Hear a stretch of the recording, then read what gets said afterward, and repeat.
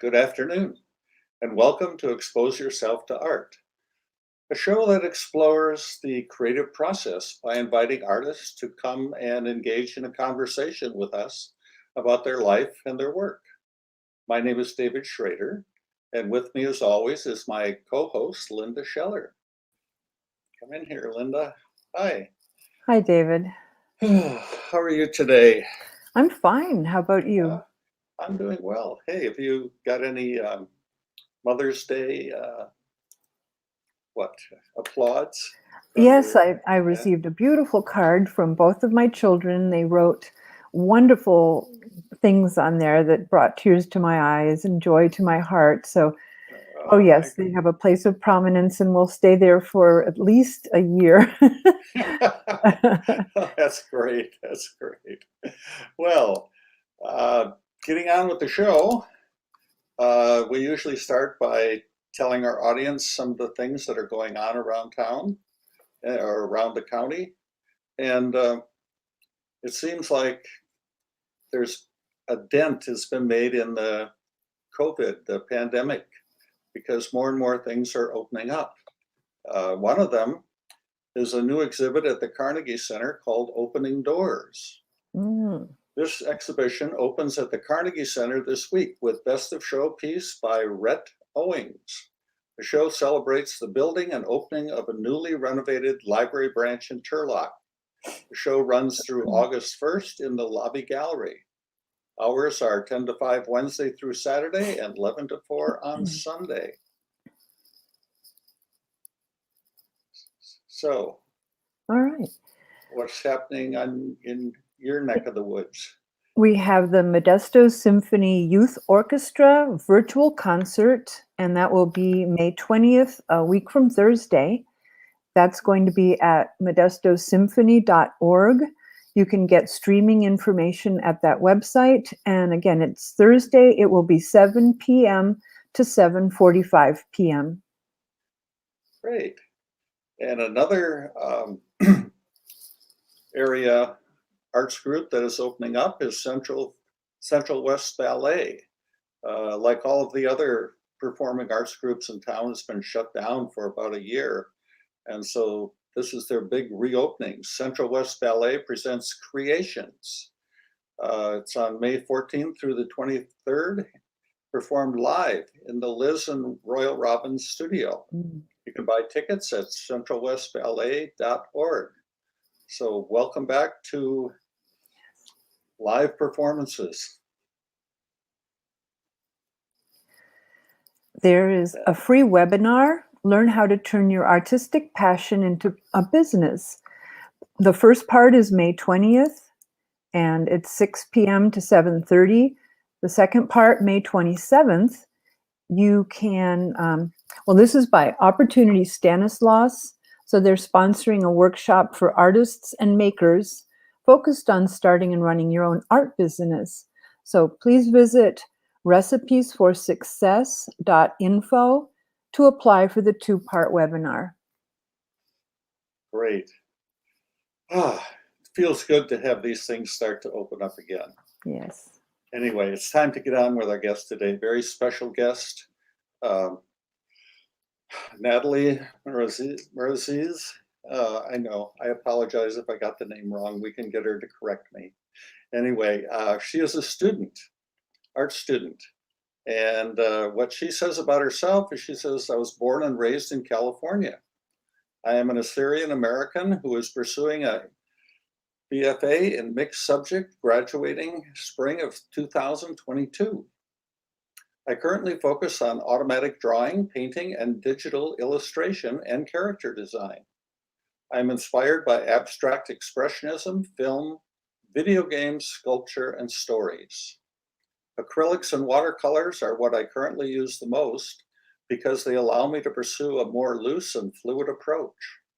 However, I am always trying to use different methods and do not feel tied down to any singular medium.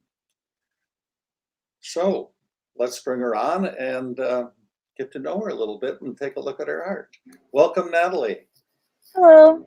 Hi. I'm Welcome. sorry I messed up on your name. No, you said it fine. It was great. Okay. So welcome to our show. Glad to have you here today. Thank you. Yeah, I'm glad to be here. great. So, where do we start? Well, I would like to know, Natalie, how your Assyrian cultural heritage has informed your art.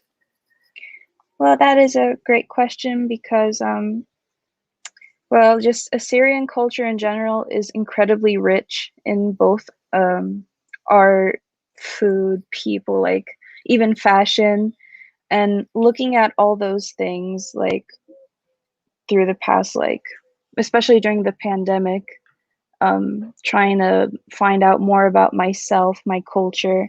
It's inspired me a lot, but the most I've been inspired by is the ancient Assyrian reliefs Mm. that, and there are like so many of them, and there were even much more. Um, a lot of them have been unfortunately destroyed, but a lot of them have also been preserved. And those preservations have inspired me a great deal, looking at the depictions of kingly figures or even the depictions of animals, gods, those sort of things have inspired me greatly. Great. These Be- reliefs, when do they date back to? Um, I think about 700 BC.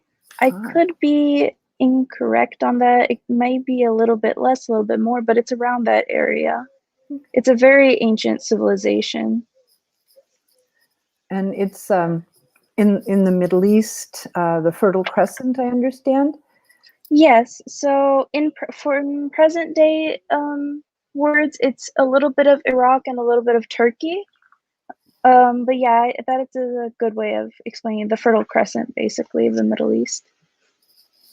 Oh, that's fantastic. Wonderful. so before we get to into your pictures too much, um, tell us a little bit about yourself. You're studying art. When did you know you were an artist? Where does that come from? Are you My from an my artistic? mom. Oh, actually, no, I don't think so. Most of my family has just been like the down to earth type of people, hardworking people. Um, in terms of art, actually, I think there are a couple musicians in the family, so that is an art form in itself. But as far as painters, sculptors, not that I'm aware of. My mom swears that she knew I was an artist because I was always like grabbing a pen at a young age and drawing stuff. Ah, Mhm. But if I'm being completely honest, I didn't know it myself for the longest time. Like I actually pushed it back and I told myself, "Oh, it's just a hobby. I'm not really going to make anything out of it." But after like coming to the university and pursuing a different path, I was studying biology. It was then that I realized this isn't my calling. Um, and I just took a risk and I was like, I'm going to pursue art. And it's paid off because I've been able to express myself. I've been able to create work that just I've been very happy to make, if that makes sense. Like it's a blessing, I think.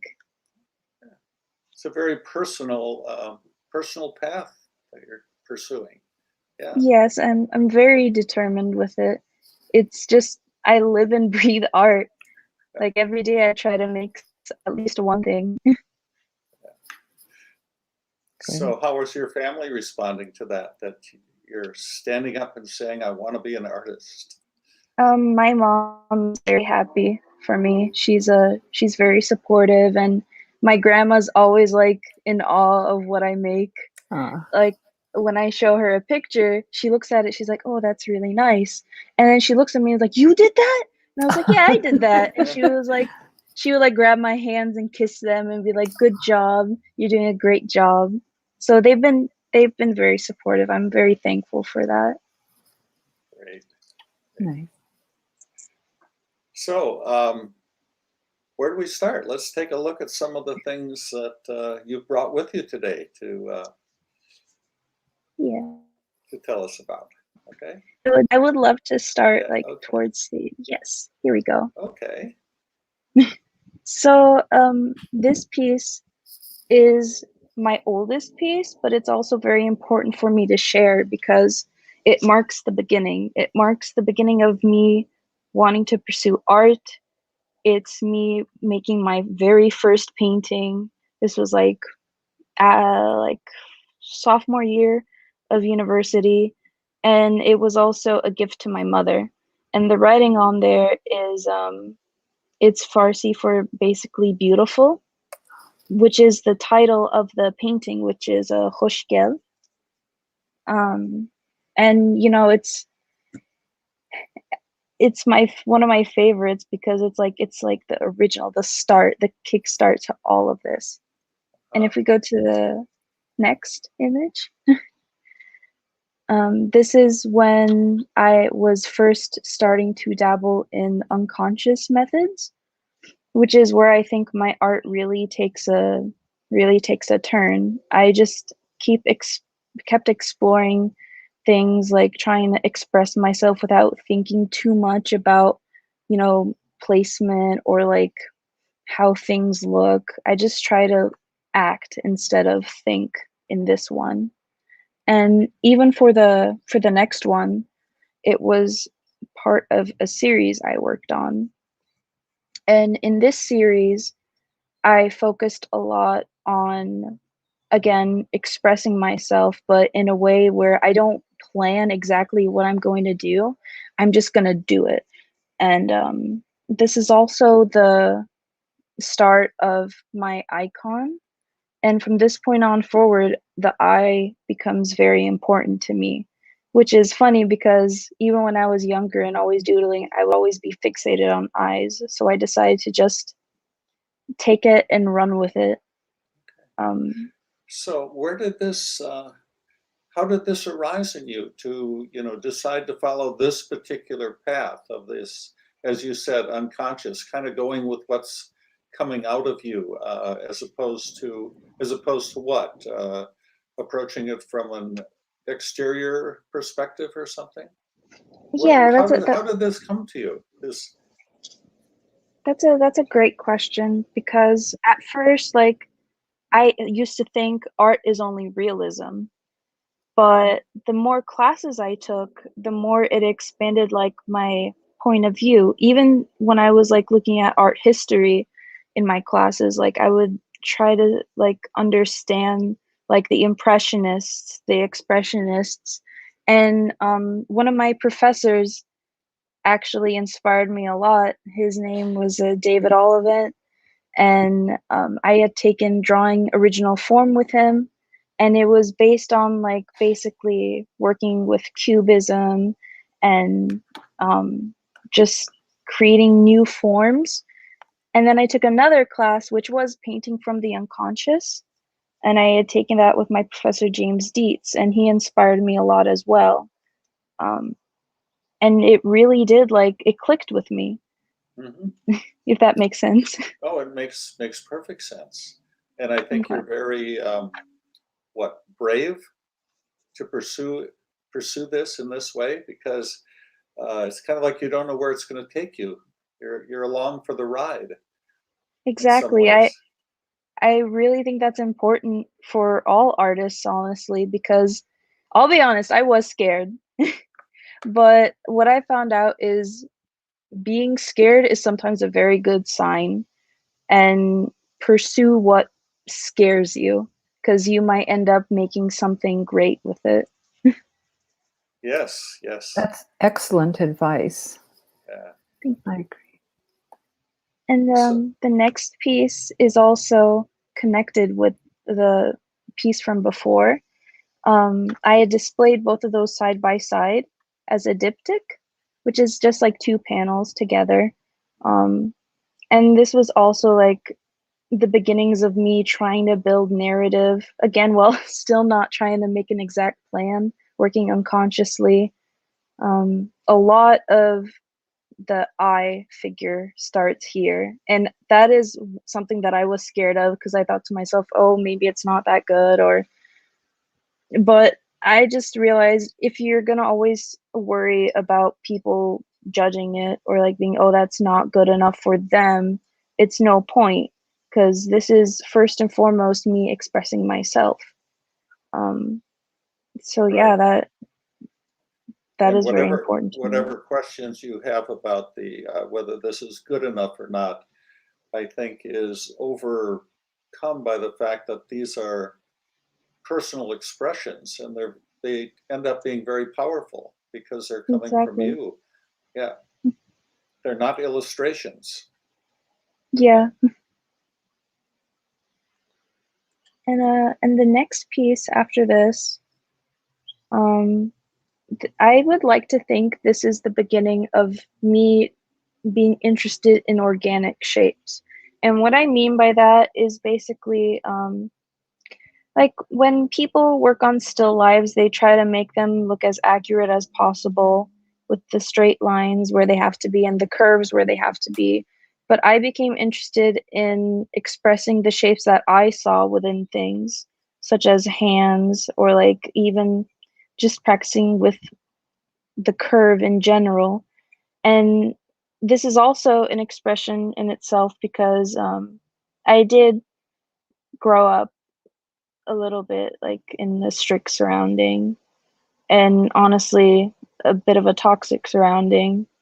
um, Me and my mother did go through a lot of hard times with Mhm. my dad, and this is basically a piece that resembles like being held captive, but there's always going to be like the hand at the top is basically a sign of like help. Oh, very powerful. Thank you. um, and this piece, it's a landmark where I turned to using unconventional methods. Uh-huh.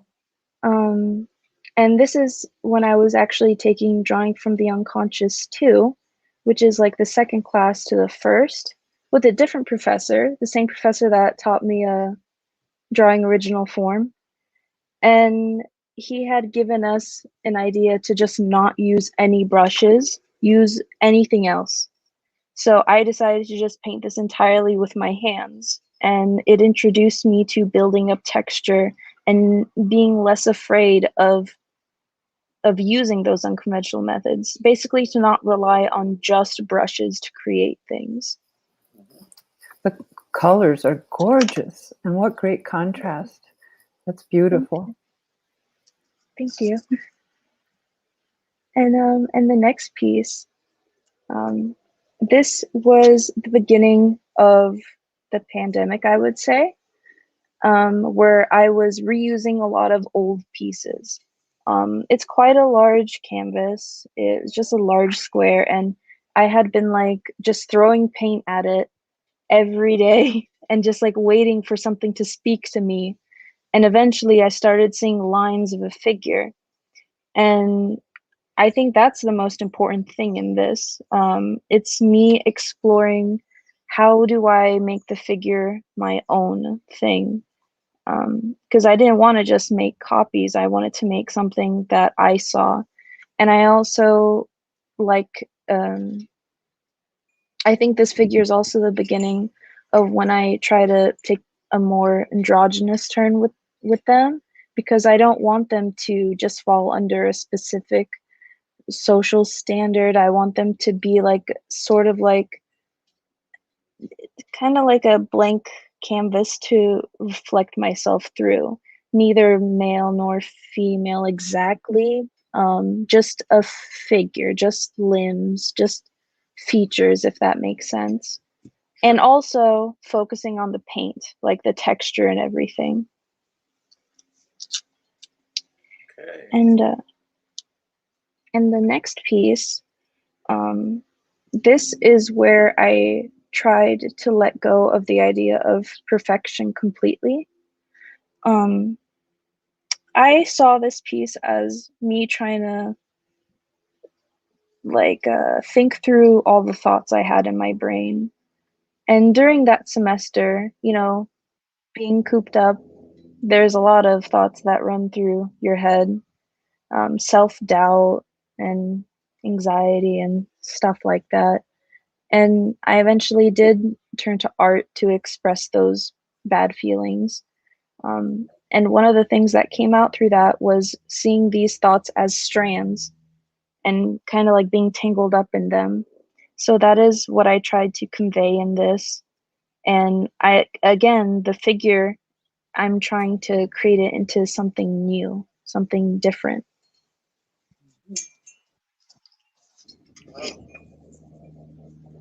And my next piece, which besides a mural that will be discussed later on, I think this is the largest painting I've ever done.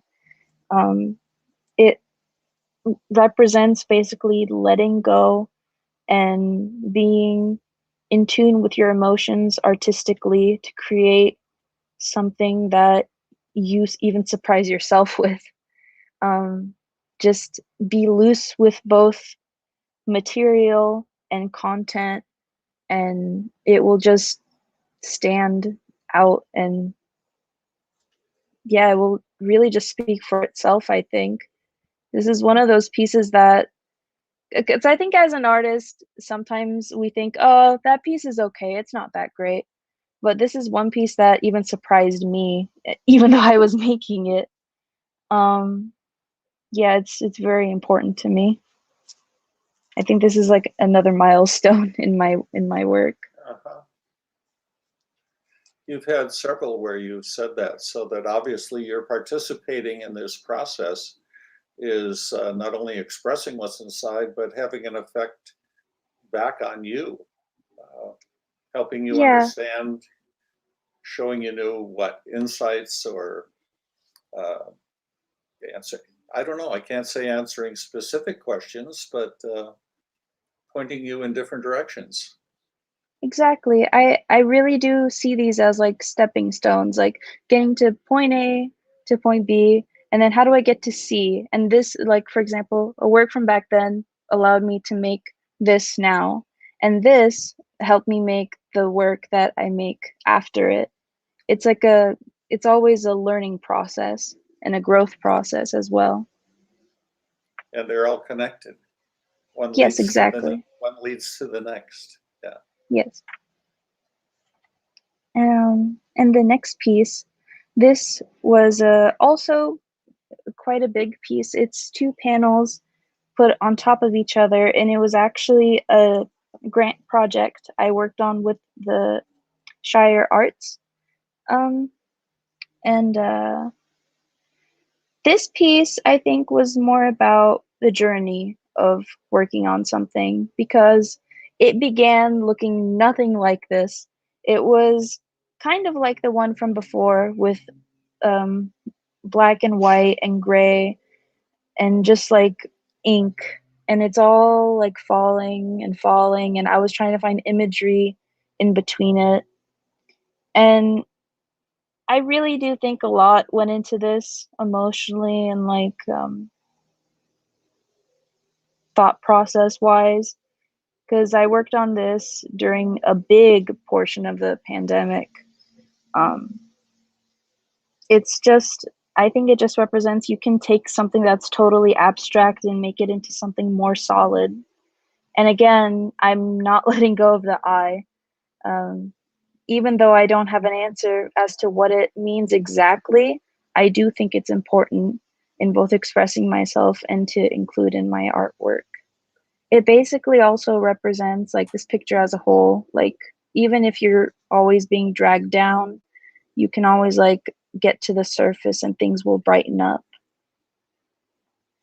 Wow. Powerful stories as well as powerful pictures. Thank Thank you. you. Wow. Thanks for taking us on this journey with you. My gosh.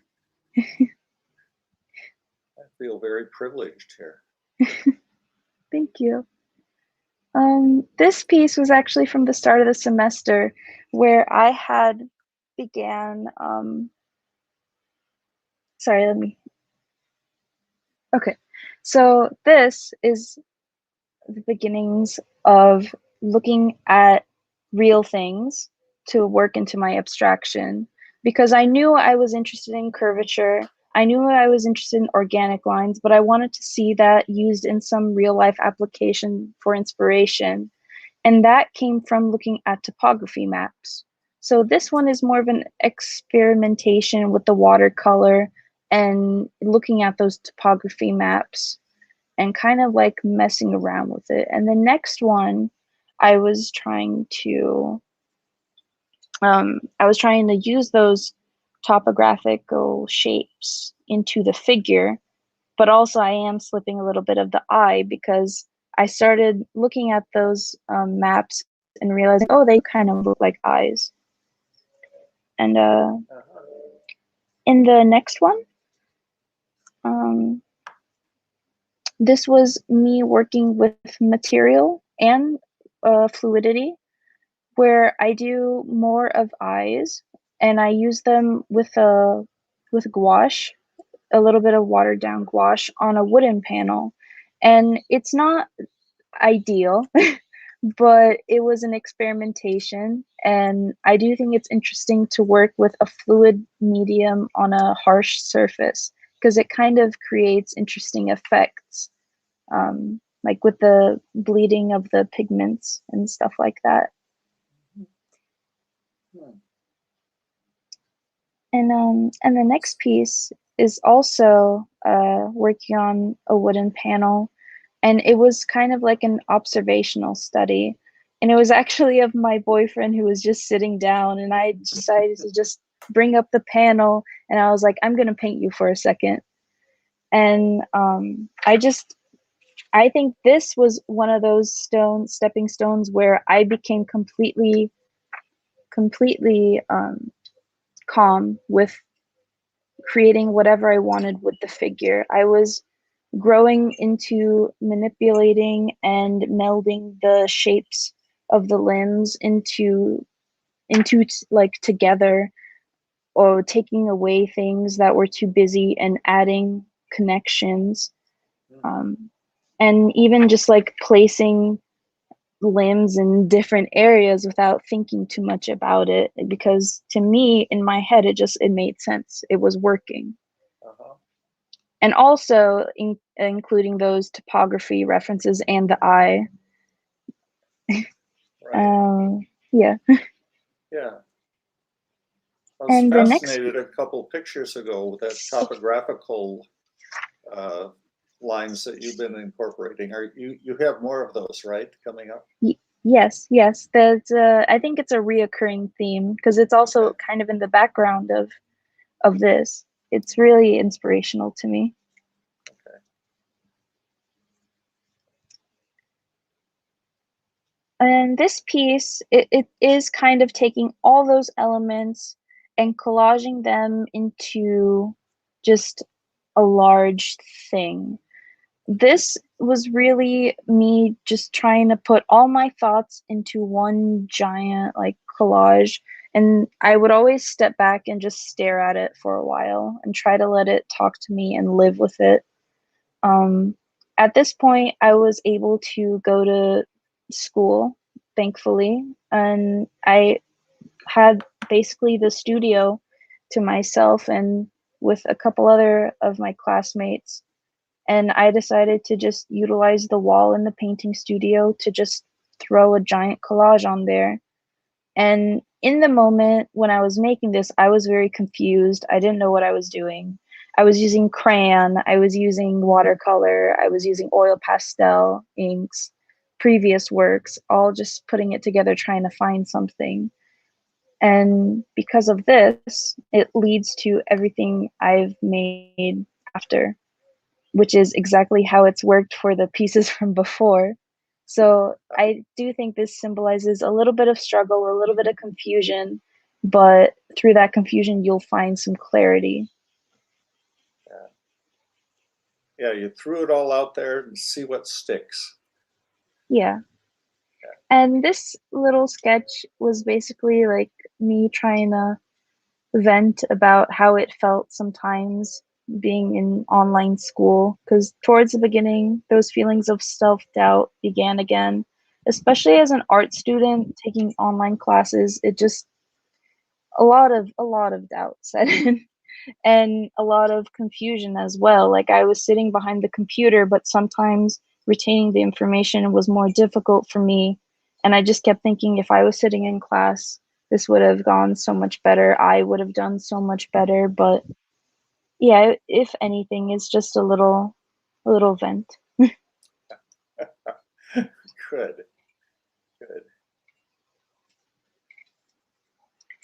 And this piece inspired again with taking those topography shapes even further.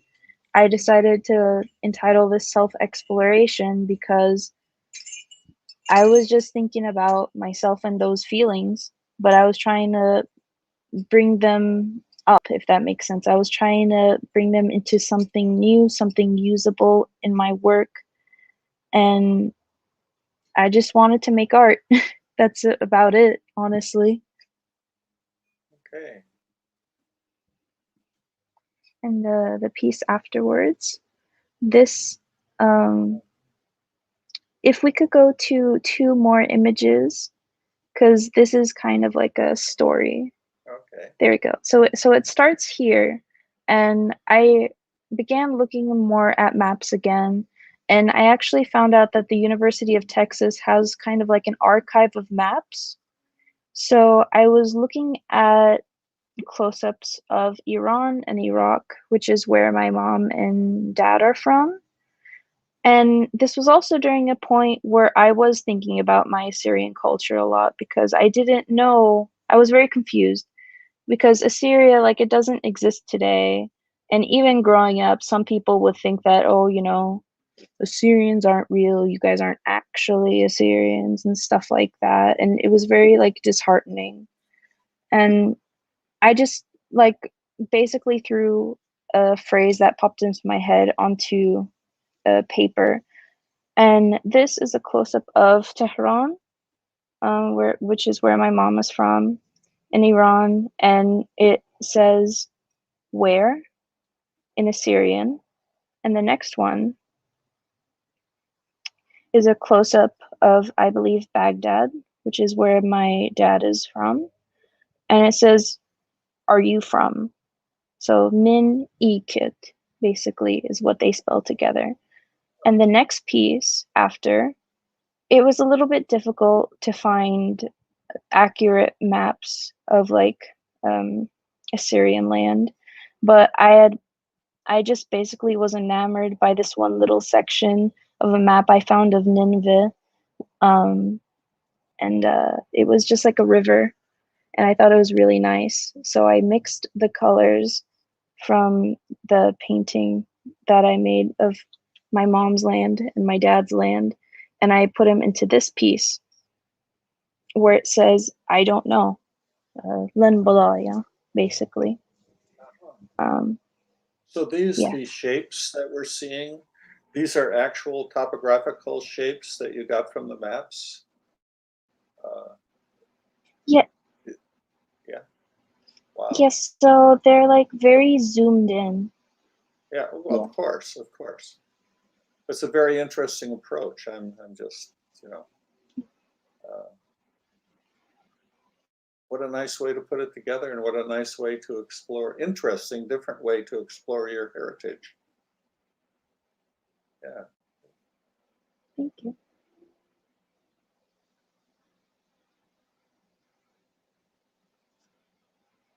So, Okay. And this is where I take my heritage and I just run with it because I become to like I just start being really drawn to reliefs. And an idea popped into my head of like I haven't seen a lot of contemporary Assyrian artists. I see a lot of people copying old traditional things. Not everyone, but a lot of it. I think that a lot of the popular Assyrian art is just replication. So I wanted to create my own way of portraying these figures. And what these are, they're watercolor sketches of an Assyrian genie on the left and a Assyrian king on the right. And these figures become very important later on. Okay. And with my next piece, this is a little tiny colored pencil work of an Assyrian genie. And all the things from before, all the organic shapes, all the icon of the eye, the fluidity, the inspiration of the topographical maps, it all comes into one. And this was born. It's just my contemporary rendition of a genie. Uh-huh. So is there a story that goes with the genie? What is an Assyrian genie?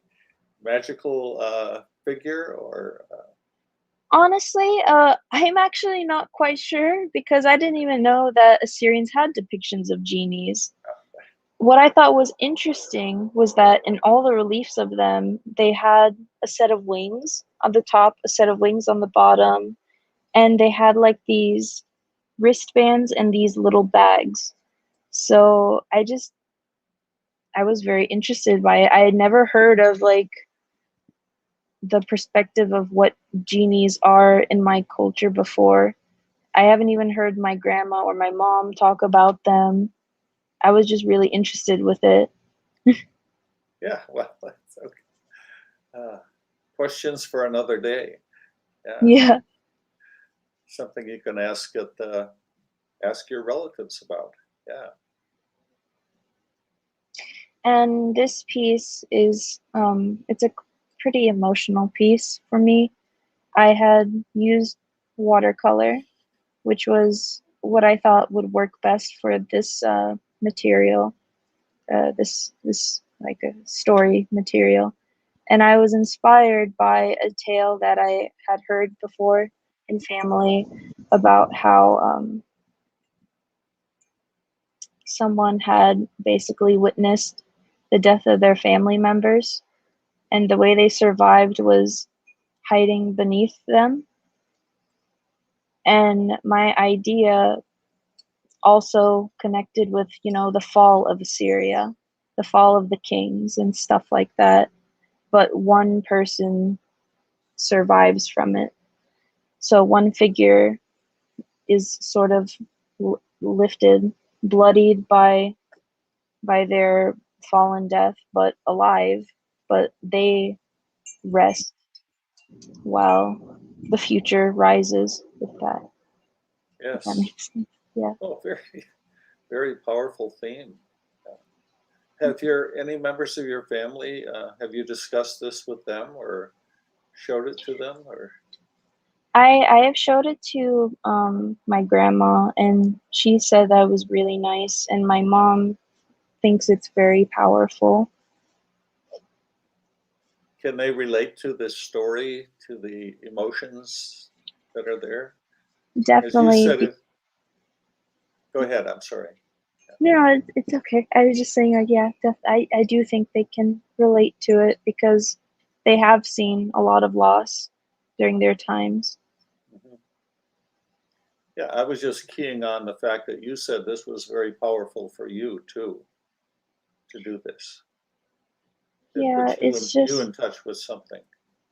Yeah. yeah, it made it more real, I think, because again, like Assyria really isn't a country, but it's real because we have the people, and the people go through things.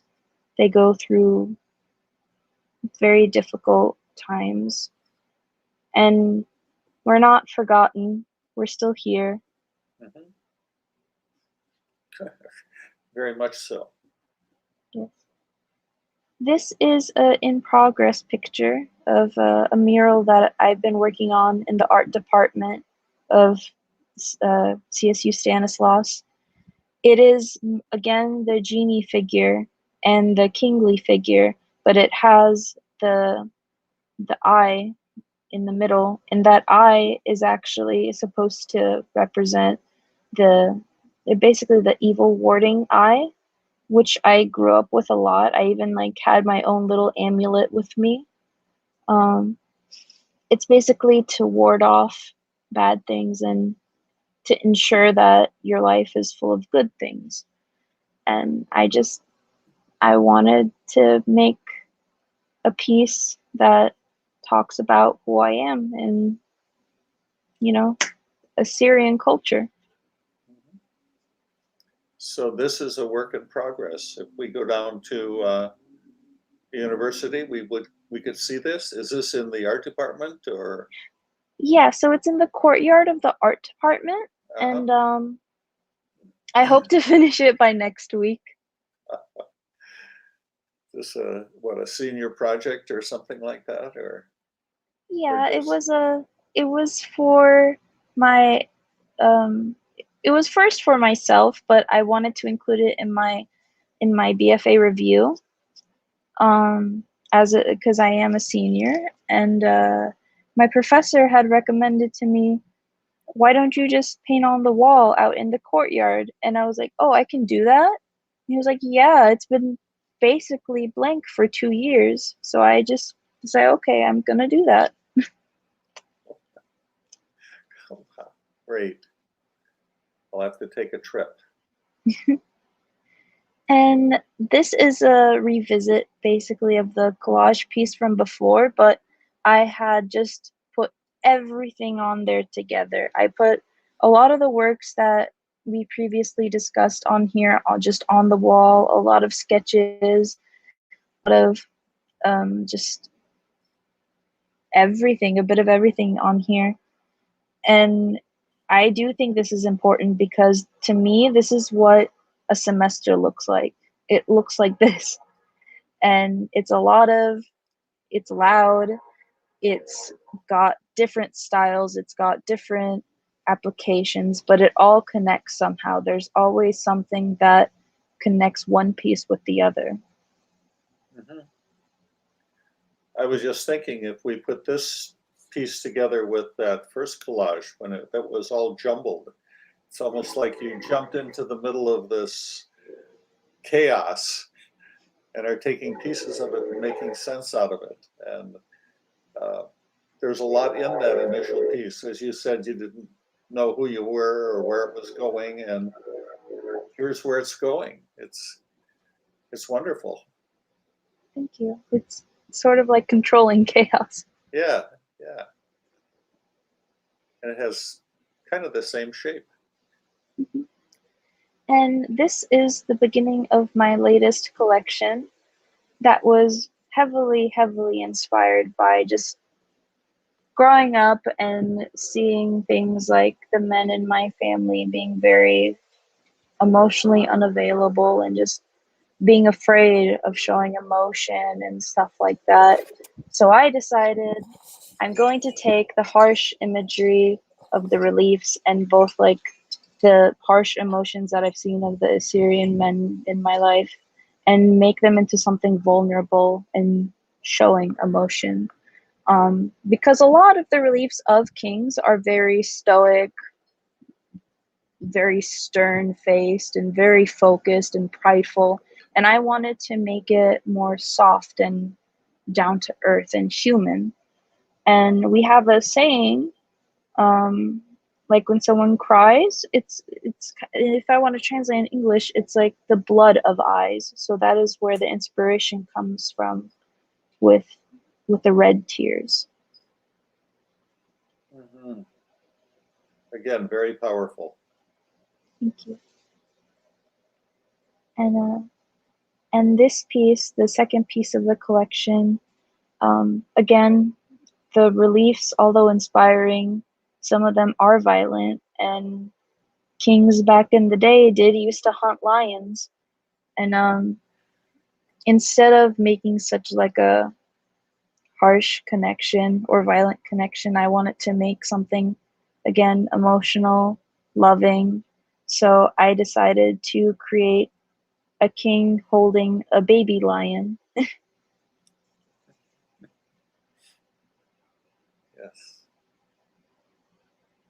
And this final piece is, I think the title really is self-evident. It's just Kings Cry Too. So you don't always have to be stoic. You don't always have to stand tall. You can break down and you're still, you're still a king, but you have to let it out. Okay.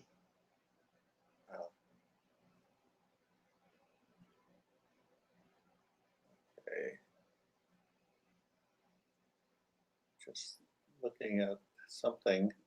We're going, oh, inspiration. There we go. Okay. Yes. So these are basically the reliefs of which I was inspired by. Again, they're very serious looking.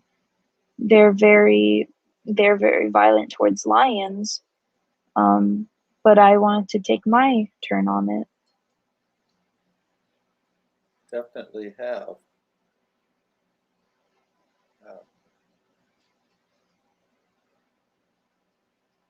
And there's the genie relief from earlier. Huh. It's wonderful to see them together. Yes, what an amazing project. This reminds me of what you were saying earlier about androgyny, because you've imbued a lot of feminine characteristics into these male figures, and melding the two together is very effective and very thought-provoking and powerful and beautiful. And bringing these ancient figures up to date, modernizing them you've done it. At least you've done your version of it.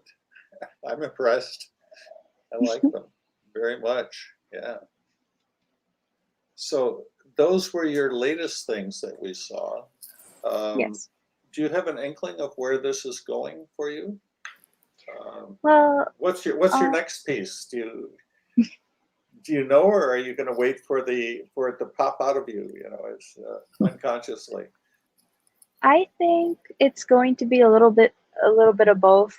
For now, I think after I finish the mural, it's going to be a little bit of a break. And sometimes the idea will come to me, but in between, I will continue making sketches of looking back on these reliefs, sculptures. I'll probably look more towards building sculptures next and try to see if I can create those into figures as well. Or even the mythological creatures. There's also those too. And honestly, I have thought about making these into like a material for people of all ages. I want like everyone to look at them and kind of see a new way of perceiving, ancient Assyria. Mm-hmm. So I really do hope to expand on this, yes. And after that, I would love to pursue my MFA and become like my own artist. That was my next question. Yes, mine too. Okay. In a very practical way, what happens after school? So ideally, I would like to, like I said, I would love to pursue my MFA. And the reason being is it is nice to want to be your own artist, but you do have to make a living as well.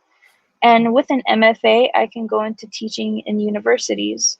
So I was thinking perhaps teaching upper division while also still creating art. Mm-hmm. Good plan. Yeah. And see if I can be as articulate as you are. One of the things I was impressed with is that there's a story, or there's a flow behind your work, which a lot of times is missing in if you approach art from an exterior point of view of perfecting techniques and things like that. But yours is all connected. There's a story, there's a path. You put yourself on a path, and the meaning comes through, and it makes your work we can relate to it. It's very powerful. To me, it seems a journey of discovery, and it's inspiring hearing you talk about this and how it's unfolded and how you followed where it leads. Yeah. You said you had a class in unconscious drawing or something? They're actually teaching something like that? Yes. there was drawing original form, which is kind of like drawing loosely, and Mhm. I took that and it led to painting from the unconscious 1 and 2. Uh-huh. So there is that. I part of me feels like that stuff is more important than just learning how to do still life. You do have to learn the basics. I agree with that because it's always good to have a foundation. But what makes your work special is how you take that foundation and you move forward into creating something that's completely your own. So if it doesn't get into too much detail or esoteric talk, what are some of the cornerstones of this painting from the unconscious? Where do you begin? How do you start? I think it mostly began with just using material in a way without thinking too much. It's just basically as easy as that. Just Uh-huh. create something without overthinking it.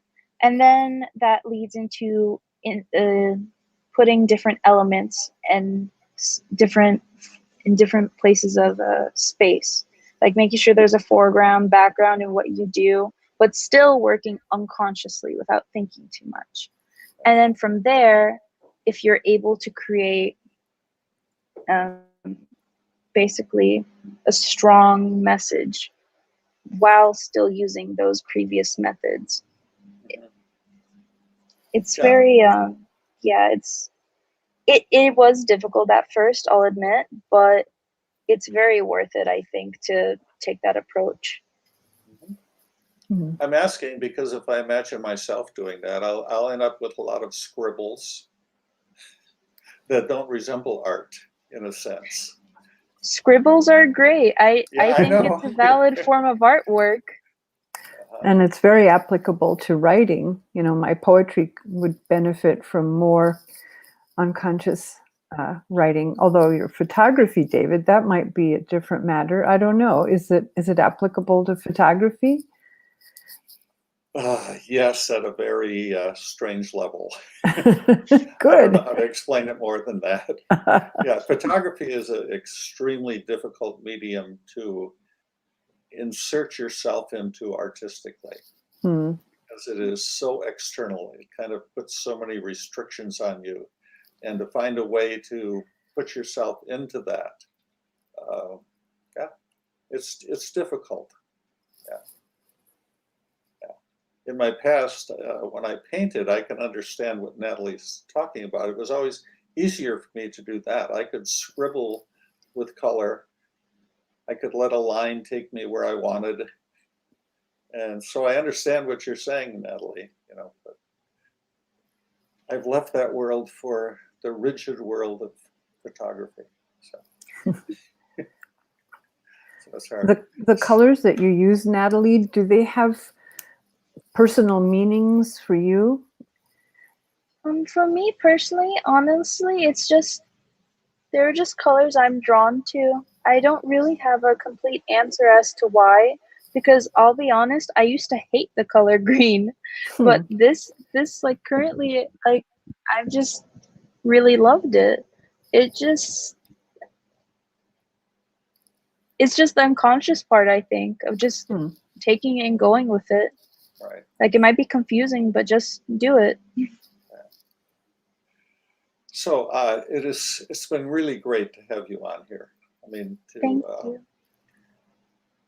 to talk with somebody who is on the path to becoming an artist and It's to exciting. sharing that with us. I mean, that's, you know, a lot of times we talk to people who have a lot of what you might call finished work, you know, kind of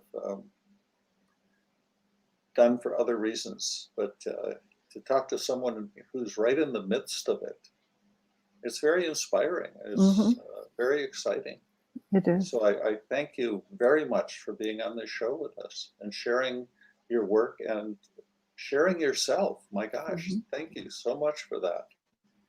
Yeah, thank you, Natalie. Thank you It's so been much an for honor. reaching out. Yeah. Thank you. It's been an honor to talk with you, talk with you all today. I'm very happy to have like I would have never imagined that me speaking or explaining would have been inspiring. So that just makes me so happy. Well, I It can't has wait been. to come across some of your work in different places. Hmm. And if I ever get as far away as Turlock, I'll stop into the university and take a look at your wall. So, Thank you. okay. Well, I guess Thanks at again. this point we can say thank you again and say goodbye. So, thanks for Goodbye being and good luck. Thank you very much, Natalie. here. Okay. Thank you very, very much. I hope that you guys have a great day. Okay. It's been great.